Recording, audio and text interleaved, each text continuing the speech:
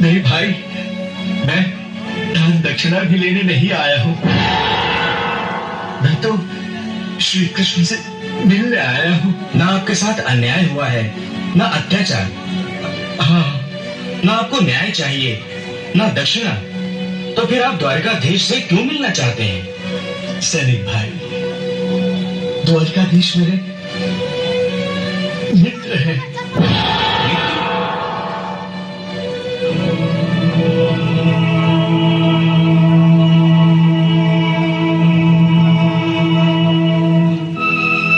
हाँ, कोई साधारण मित्र नहीं, मेरे बाल सखा है, मेरे परम मित्र है।